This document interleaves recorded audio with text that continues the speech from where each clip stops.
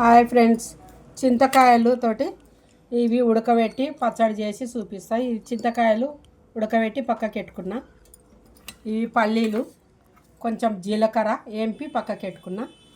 ఇవి పచ్చిమిర్చి, ఇవి కూడా ఏంపి పక్కకి పెట్టిన. కొత్తిమీర, పచ్చిమిర్చి, ఇవి ఎల్లిపాయలు మిక్సీకి వేసి ఇప్పుడు చూపిస్తా.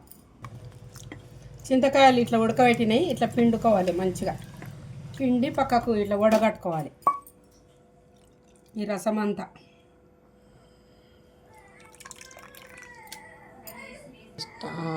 పచ్చిమిరపకాయలు, పల్లీలు మిక్సీకి వేసుకున్న తర్వాత ఈ రసం ఇట్లా వేసుకోవాలి.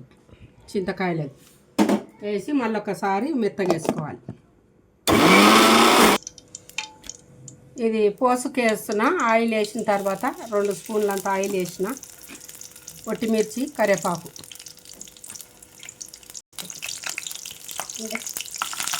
ఎల్లిపాయలు నల్లగమ్మలుగా దంచినాయి, ఒట్టిమిర్చి, కొద్దిగా పసుపు. ఈ పచ్చడికి ఇట్లా పోసి వేస్తున్నాయి. ఇక ఇట్లా మంచిగా అవుతుంది. ఇది ఇట్లా పోసేస్తే టేస్టీగా ఉంటుంది. ఇది కిచిడీల పనికి వస్తుంది, దోశలకు పనికి వస్తుంది, అన్నంలకు పనికి వస్తుంది. చింతకాయల సీజన్ ఇట్లా చేసుకోవాలి, మంచిగా ఉంటుంది టేస్ట్.